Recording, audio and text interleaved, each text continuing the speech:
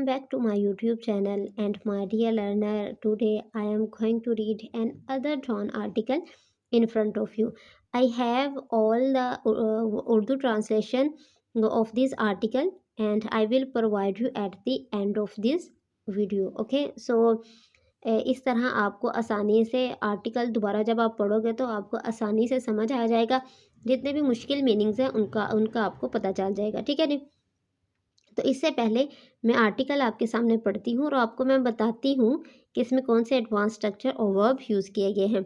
ये जो आर्टिकल मैं आज आपके सामने पढ़ रही हूँ, this article is from previous video and I read these in my previous video and I told you that in this article there are many advanced verb and vocab which is need to practice that words। तो आज मैं इसी article में से मज़ीद कुछ word और advance structure लूँगी और उनकी आपको प्रैक्टिस करवाऊँगी। और जो ये आर्टिकल किसके मतलब है जी, second phase of Afghan repatriation in the work. और पिछले जो लेक्चर में आपको बता चुकी हूँ कि रिपेट्रिएशन का मतलब क्या है और उसकी मैंने बहुत ज़्यादा प्रैक्टिस भी करवाई थी। तो आप वैसे आपको बता देते रिपेट्रिएशन का मतलब होता है वतन वापसी।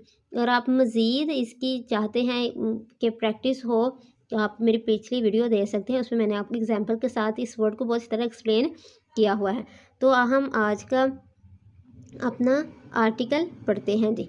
आज का आर्टिकल जो है वो हम यहाँ से रिपेट्रिएशन का तो मैंने कल की वीडियो में आपको बता दिया था। रिपेट्रिएशन ड्राइव को अच्छी तरह हमने एक्सप्लेन कर दिया था कि वतन वापसी मुहिम है। रिपेट्रिएशन क्या है? वतन वापसी मुहिम। जो आज हम लोग आर्टिकल हमने शुरू करना है वो यहाँ से है। Afghan back to their homeland, मतलब अफ़गानिस्तान को उनके वतन वापस भेजा जा रहा है। विद के साथ डायरेक्टिव्स टू डिस्ट्रिक्ट, विद साथ डायरेक्टिव हदायत दी गई हैं। हदायत देना, विद डायरेक्टिव्स हदायत to district authorities and police to map and collect data of their whereabouts across the country, document reveals. कहते हैं कि इसमें आप देखें, अब जो आर्टिकल मैंने ये पढ़ना शुरू किया है ना, आप कहेंगे कि इसने तो मिड में पढ़ना शुरू कर दिया। जी नहीं, ये मिड में नहीं है। ये यहाँ से अगर आप शुरू करें ना तो यहाँ तक तो मैंने आपको एक्सप्लेन इस तरह कर दिया था, एडवांस स्ट्रक्चर वो खैब सब कुछ। अब मैंने जब यहाँ से पढ़ना शुरू किया है ना तो यहाँ से ये एक फुल सेंटेंस है, लेकिन ये विदाउट सब्जेक्ट है। ठीक है जी। अब विदाउट सब्जेक्ट कैसे है जी? क्योंकि इसका सब्जेक्ट यहाँ है पाकिस्तान। ठीक है जी।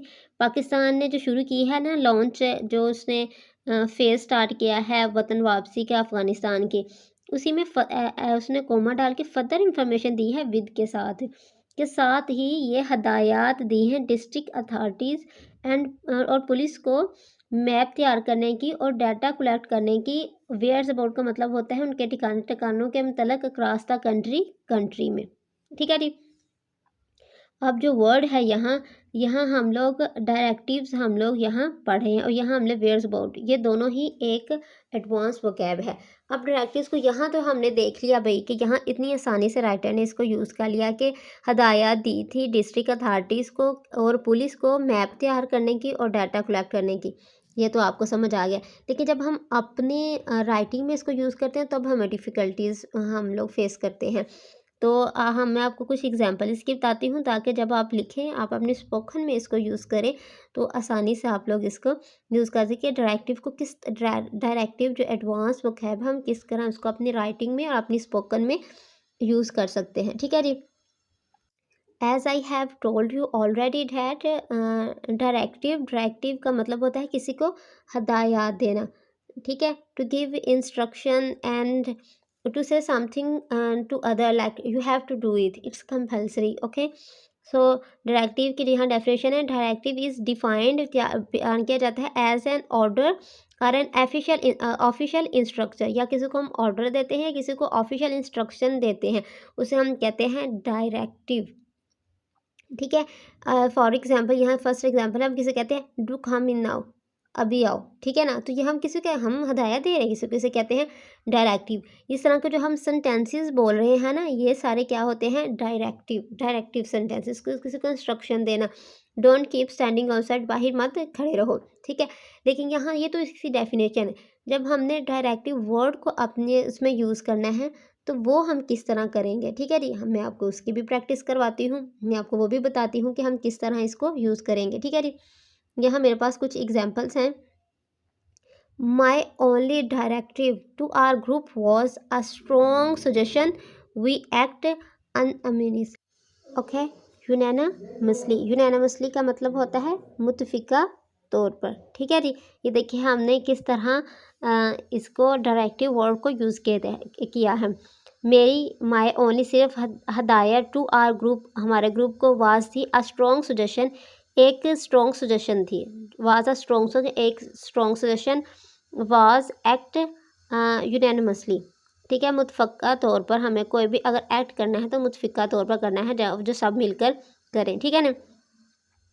तो यहाँ हम लोग इंस्ट्रक्शन की जगह हम लोग डायरेक्टिव यूज़ कर रहे हैं, ठीक है जी। किस तरह आपको पता चल गया किस तरह हम लोग एडवांस वो कैब को हम नॉर्मल वो कैब से रिप्लेस कर सकते हैं। My only directive, my only instruction to my group. Instruction का मतलब अब डिफरेंस देखिए। इंस्ट्रक्शन का मतलब होता है किसी को कुछ कहना। अगर हम कहें माई ओनली रिक्वेस्ट, रिक्वेस्ट में किसी की मिन्नत समानत करना। लेकिन डायरेक्टिव का मतलब कितना मज़े का है कि ना वो मिन्नत समानत लग रहा है, ना ही वो हम किसी पे अपना हुक्म जारी कर रहे हैं। तो इस वजह से आप किसी को हिदायत देने की भी, मैंने तो एक ही हिदायत की थी उनको, मतलब अपने बीच में वाला कोई वर्ड यूज़ करना होगा तो आप कहेंगे my only directive to my our group was a strong suggestion we act unanimously, कि हमें मुतफ़क्का तौर पर कोई भी काम जो भी करना है, हमने एक्ट करना है, हमें मुतफ़क्का तौर पर करना चाहिए। She says that she doesn't know why official issued such a directive. कहती है तो शी सेज, वो कहती है डैट शी डजन। अब मैं आपको ये पहले भी बताया था कि जब दो सेंटेंसेस डैट के साथ जुड़े हो ना, तो उससे पहले भी हम लोग सब्जेक्ट लिखते हैं, उसके डैट के बाद भी हमें सब्जेक्ट लिखना ही पड़ता है। तो यहाँ देखिए यहाँ दो सब्जेक्ट है। अगर हम यहाँ कोमा लिखते तो हम यहाँ शी को स्किप कर सकते थे। ओके, शी सेज डैट को अगर कोमा लगा, she says doesn't know why. Doesn't know के हम पता चल जाता कि ये शी ही है, ठीक है जी। लेकिन डैट लगाया तो यहाँ हमने शी लगाना ही लगाना है। ये एक सेंटेंस हो गया, ये अगला सेंटेंस हो गया। शी सेज, वो कहती है, डैट शी डजंट नो, नहीं जानती, वाई क्यों ऑफिसर इशूड सच अ डायरेक्टिव, इस तरह की हदायत क्यों जारी की है, ठीक है जी। अब आपको पता चल गया कि हमने डायरेक्टिव वर्ड्स को किस तरह अपनी जो प्रैक्टिस में और अपने स्पोकन में इस्तेमाल करना है अपनी राइटिंग में, ठीक है जी। अगर आपको मेरी वीडियो पसंद आई हो गई और आपने से कुछ हासिल किया होगा तो please like and subscribe my channel. Thank you for watching my YouTube channel. और आप ट्राई करें कि इस तरह की मज़ीद जो है ना वो आप सेंटेंसेस खुद से बनाएं ताकि आपकी मज़ीद प्रैक्टिस हो सके। Thank you for watching my videos.